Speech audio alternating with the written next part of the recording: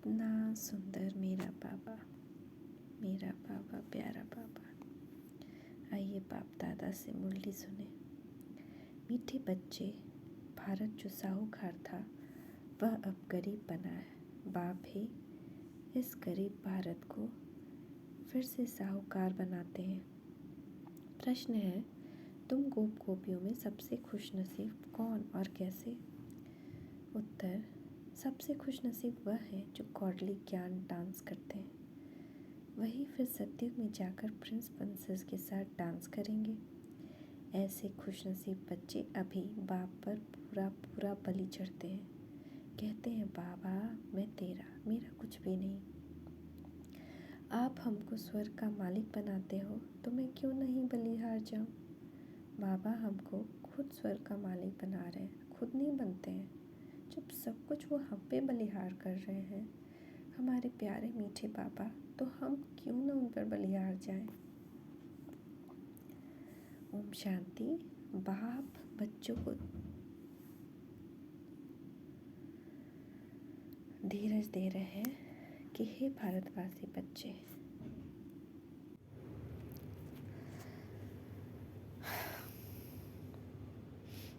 बाप बच्चों को धीरज दे रहे हैं कि हे भारतवासी बच्चे। कौन से बच्चे? जो देवताओं के पुजारी हैं। वह मानते हैं हमारे इष्ट देव बड़े देवताएं थे। क्रिश्चियन क्राइस्ट की पूजा करेंगे, बौद्धी बुद्ध की पूजा करेंगे, जैन महावीर की पूजा करेंगे। हर एक अपने अपने धर्म के बड़े की पूजा करेंगे अथवा याद करेंगे। देवी देवताओं के मंदिर हैं, उनमें शिव का मंदिर भी आ जाता है। वह निराकार, ब्रह्मा विष्णु शंकर आकारी हैं, है ना। शिव निराकार है, ब्रह्मा विष्णु शंकर के आकार है, इसलिए वो आकारी हैं। लक्ष्मी नारायण सीता जगत अम्बा जगत पिता वो है साकार, यानी कि लाइट बॉडी नहीं है, फिजिकल बॉडी है। इन बातों को दुनिया वाले नहीं जानते। तो जो देवताओं के पुजारी हैं उनके लिए बाबा कहते हैं कि धीरज धरो, अभी स्वर्ग की स्थापना हो रही है। भारत स्वर्ग था। लक्ष्मी नारायण के राज्य को स्वर्ग कहा जाता है। लक्ष्मी नारायण के राज्य को 5000 वर्ष हुए। सीताराम के लिए कहेंगे 3750 वर्ष हुए। यह तुम ब्रह्मा मुखवंशा वाले ब्राह्मण कुलभूषण ही जानते हो। अब ये कैलकुलेशन दुनिया में कोई नहीं जानता। हम जानते क्योंकि हमें भगवान ने बताया। दुनिया में सब अंधकार में होने के कारण बुद्धिहीन है। उनको समझाना है कि तुम्हारा एक है लौकिक बाप, दूसरा है पारलौकिक बाप। एक लौकिक बाप यानी जैसे देह का जन्म हुआ, दूसरा है परलौकिक बाप यानी शिव पिता परमात्मा। वह है नई दुनिया का रचयिता। बाप नया घर बनाते हैं ना, है ना। तो कभी कभी लौकिक में भी पिता नया घर बनाकर अपने बच्चों को देते हैं, वैसे ही परलौकिक बाप नया घर बना रहा है। दुख की दुनिया से दूर सुख की दुनिया बना रहा है। बेहद का बाप नई सृष्टि बनाते हैं। अभी वह भारतवासी धर्म भ्रष्ट बन पड़े हैं। देवताओं की महिमा गाते हैं सर्वगुण संपन्न। यह महिमा और कोई धर्म वाले की नहीं है। कोई भी धर्म वाले अपने इष्ट देव की ऐसी महिमा नहीं गाते। जैसी देवी देवताओं की महिमा गाई जाती है ऐसी किसी की नहीं गाई जाती, क्राइस्ट की भी नहीं, किसी की भी नहीं। तो हम कितने महान हमें बाबा बनाते हैं। उनको देवताओं के भक्त मिलेंगे भी लक्ष्मी नारायण के मंदिर में। श्री कृष्ण के भगत कृष्ण के मंदिर मिलेंगे। तुम जानते हो लक्ष्मी नारायण सतयुग में भारत के मालिक थे। गोया भारतवासी सतयुग के मालिक थे। भारत बहुत साहूकार माला माल था जब आदि सनातन देवी देवता धर्म था। यह है भारत का प्राचीन सहज राजयोग और सहज ज्ञान। देवी देवता धर्म है पुराना, परंतु मनुष्य भूल गए हैं कि देवी देवता धर्म की स्थापना किसने की। बाबा ने समझाया है, तुम हो संगम युगी ब्राह्मण। अब हमको अपने आप को देखना है। ये एक चेकिंग पॉइंट भी है कि हम कैसे ब्राह्मण हैं, अभी शूद्र हैं या अभी भी ब्राह्मण बन गए हैं, संगम युगी ब्राह्मण। बाकी जो ब्राह्मण है वो है कलयुगी ब्राह्मण। वह कलयुगी ब्राह्मण भी कहते हैं कि हम प्रजापिता ब्रह्मा वंशी हैं। परंतु वह यह नहीं जानते कि ब्रह्मा कब आए थे। तुम अब प्रैक्टिकल में हो। तुम जानते हो लक्ष्मी नारायण इस भारत में ही राज्य करके गए हैं। उनसे उच्च मनुष्य कोई है नहीं। मनुष्य को यह मालूम ही नहीं कि सतयुग को कितने वर्ष हुए। वह तो सतयुग की आयु कितने अरब कह देते हैं। शास्त्र बनाने वालों ने अपनी मत डाल दी है। अब बाप तुम बच्चों को समझाते हैं जो भारत के असल देवी देवता धर्म के हैं, उन्हें बहुत जन्मों के अंत के जन्म में यहाँ आना है जरूर। यह वर्ण है ही भारतवासी देवी देवता धर्म वालों का, पिछाड़ी वाले और धर्मों के नहीं है। तुम अभी ब्रह्मावंशी ब्राह्मण बने हो। तुम पुजारी से पूज्य बन रहे हो। तुम माताओं को भारत माता शक्ति अवतार कहा जाता है। जगत अम्बा का भी री इनकारनेशन कहेंगे। शिव बाबा ने इस संगम युग में अवतार लिया है, तुमको अपना बच्चा बनाया। तो कितनी बड़ी बात है कि भगवान ने हमें अपना बच्चा बनाया है। इसमें भी कुछ सौतेले हैं, कुछ मातेले, और उसमें भी बाकी जो जिनको बच्चा नहीं बनाया वो है भक्त। तुम बच्चे जानते हो परमपिता परमात्मा जो सभी आत्माओं का बाप है, वह ब्रह्मांड का मालिक है। उनको सृष्टि का मालिक नहीं कह सकते। भल पिता है परंतु मालिक नहीं बनता है। तो जैसे कि पिता का अपना प्रॉपर्टी होता, उसका भी मालिक बच्चे को बनाता है और उसको अलग से भी कोई प्रॉपर्टी कभी देता और उसका मालिक बनाता है। तो बाबा ऐसे ही करते हैं, हमें प्रॉपर्टी देते हैं। ब्रह्मांड का जो मालिक है वो जो सृष्टि की रचना वो खुद करते हैं, उसके मालिक वो खुद नहीं बनते, हमें बनाकर खुद वापस परम धाम चले जाते हैं। तो कितने निरहंकारी हैं। भल पिता है परंतु मालिक नहीं बनता है, यह भी कोई बात है। वह क्रिएटर है तो क्रिएशन का मालिक होना चाहिए। वही क्रिएट कर रहे हैं तो उनको मालिक होना चाहिए ना। परंतु बाबा कहता है मैं जो स्वर्ग स्थापना करता हूँ उनका मालिक नहीं बनता हूँ, मालिक तुम बच्चों को बनाता हूँ। दुनिया में सब कहेंगे कि भगवान सृष्टि का मालिक है, परंतु वह मालिक है रचने के लिए। बाकी स्वर्ग का मालिक तो तुमको ही बनाते हैं। कितनी बड़ी बात है ये। बाप का काम है बच्चों को सिर पर चढ़ाना। मेरे प्यारे बाबा, बाप सेवाधारी है ना, बच्चों को सब कुछ देकर चला जाता हूँ। जैसे लौकिक में भी अपने बच्चों को सब कुछ विल करके पिता रिटायर हो जाते हैं, वैसे ही यहाँ भी बाबा सब कुछ अपने बच्चों को देकर परम धाम वापस चले जाते हैं। नहीं जाना बाबा।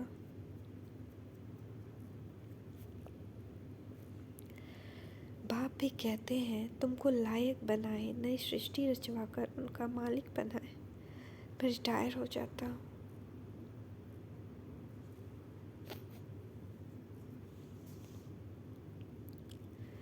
तुम ब्रह्मांड के भी मालिक कहलाएंगे क्योंकि तुम ब्रह्मांड के मालिक के बच्चे हो।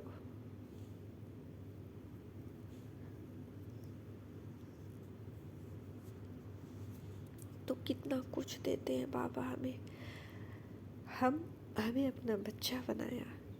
तो जब हम ब्रह्मांड में जाएंगे, परम धाम में जाएंगे, तो हमें ब्रह्मांड का मालिक भी बनाते हैं। हम ब्रह्मांड के मालिक कहलाएंगे। तो कितना बड़ी बात है। क्या हम इसके लिए ये लौकिक का झगड़ा झंझट से अलग नहीं रह सकते? मतलब ठीक है सब कुछ सॉल्व करें, लेकिन जब बाबा हमको इतना मालिक बना रहे हैं तो क्या उनके कहे पे नहीं चल सकते? क्या ये नशा नहीं आता कि हमको कौन मिल गया? बिछड़ा हुआ बाप, मेरा पिता मिल गया।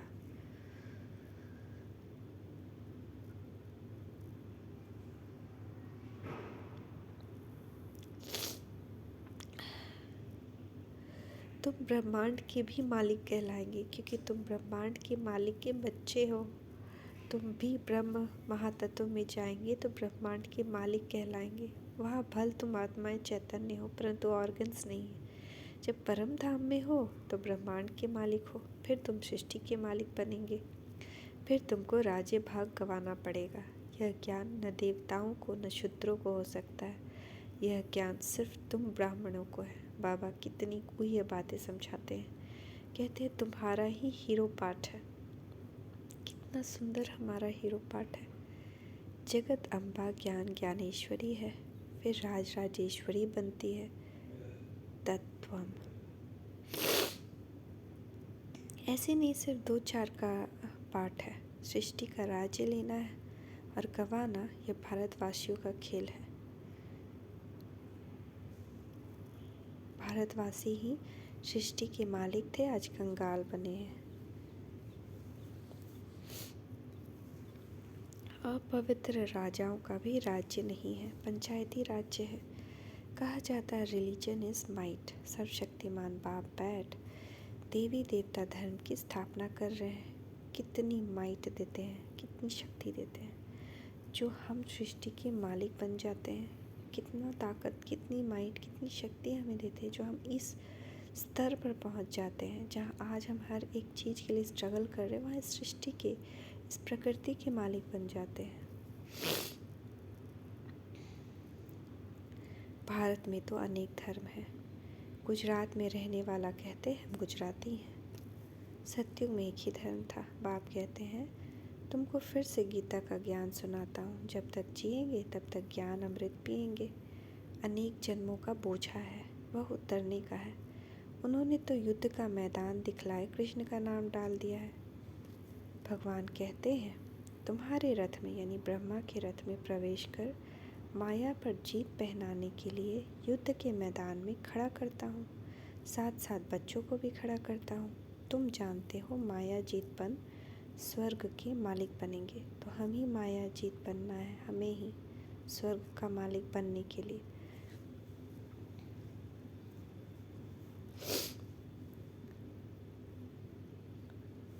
वह लोग फिर से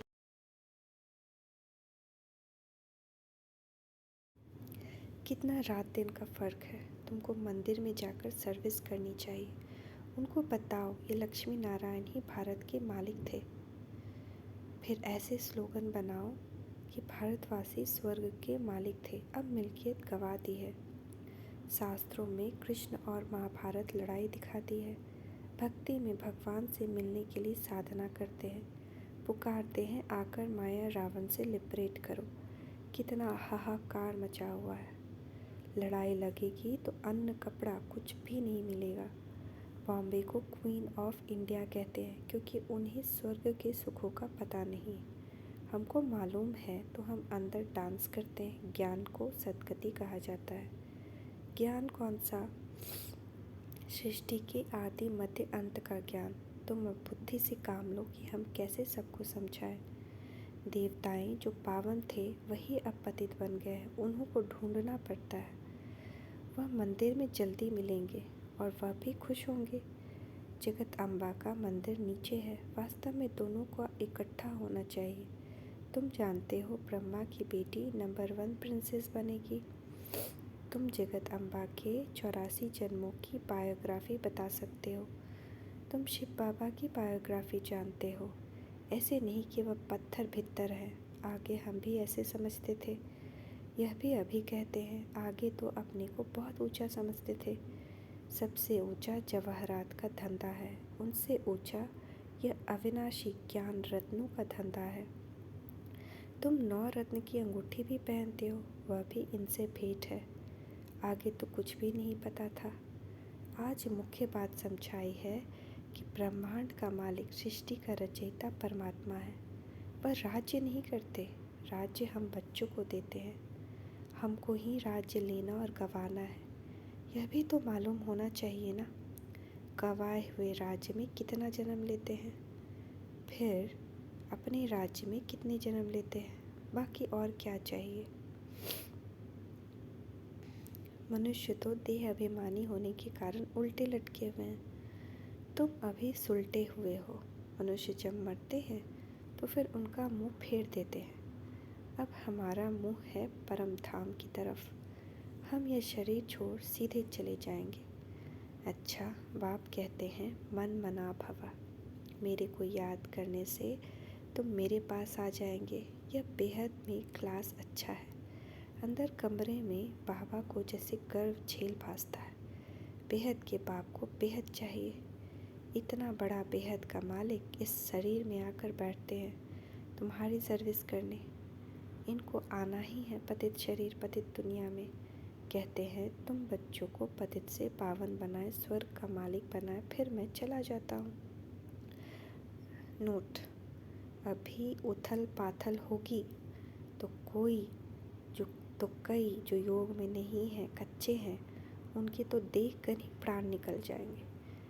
किसको मरता हुआ देखकर भी कईयों को बड़ा शौक आ जाता है और मर जाते हैं। तुमको तो बहुत मजबूत होना चाहिए। गाया भी जाता है, मिरुआ मौत मल्लू का शिकार। स्वर्ग के लायक तो अब हम बन रहे हैं। बाप कहते हैं इस लड़ाई द्वारा ही गेट खुलते हैं। अब चलो वापस, खेल पूरा हुआ, अब घर जाना है ना। बाबा कह रहे चलो, लड़ाई होगी, गेट खुलेगा, वापस चलो। बाबा है रूहानी गाइड, रूहानी थाम ले जाते, इसलिए बाप को याद करो तो अंतमति सुगति हो जाएगी। कोई का तो यहाँ बहुत छोटा जन्म है, गर्भ में बहुत सजाए खाते हैं, बाहर आया बच्चा मर गया, फिर दूसरा हिसाब किताब भोगने जाता है। बाबा कहते हैं मीठे मीठे बच्चे, इन ज्ञान रत्नों को बुद्धि में धारण करो, मंदिर में जाकर सर्विस करो। इसको मेहनत कहा जाता है, डरो मत। जो अपने धर्म के होंगे उनको तीर लगेगा। सन्यासियों के पास जाकर देखना चाहिए, जैसे कि बिच्छू के डंक का मिसाल है ना। देखो पत्थर है तो डंक नहीं लगाओ, ट्राई करनी चाहिए।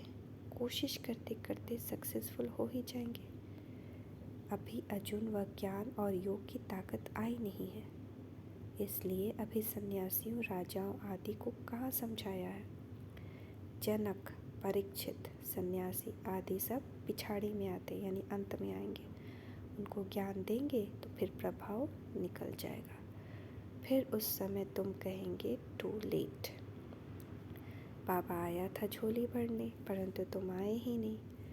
हमेशा विचार करके करो कि कैसे सर्विस करनी चाहिए। निमंत्रण छपाओ, आइडिया निकालो।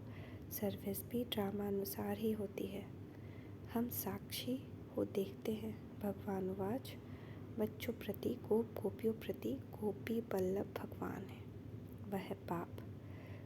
गोप गोपियाँ सब तो यहाँ ही हैं, सत्युग में थोड़ी होंगी। यह है गॉडली ज्ञान की डांस। फिर वहाँ जाकर प्रिंस प्रिंसेस के साथ डांस करेंगे। तुम बच्चे बड़े ही खुश नसीब हो, सिर्फ बलि चढ़ जाओ। बाबा मैं तेरी हूँ, क्यों नहीं बलिहार जाऊँ। आप हमको स्वर्ग का मालिक बनाते हो, बड़ी ज़बरदस्त कमाई है। बाकी सब तो कब्र दाखिल होने हैं। कब्रिस्तान फिर परिस्तान होगा। दिल ही पहले परिस्तान थी, परियों का स्थान था। देवी देवता में दिल ही राजधानी थी। देवी देवताओं को परिस्तान की परियां कहा जाता है, अब कब्रिस्तान है। अच्छा, मीठे मीठे से खिलते बच्चों प्रति माता पिता बाप दादा का याद प्यार, गुड मॉर्निंग। रूहानी बाप की रूहानी बच्चों को नमस्ते।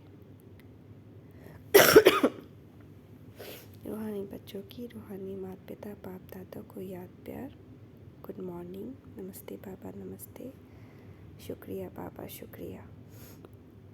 धारणा क्या है आज की? सदा इसी नशे में रहना है कि हम ब्रह्मांड और विश्व के मालिक बन रहे हैं। हम ब्राह्मण ही फिर देवता बनेंगे।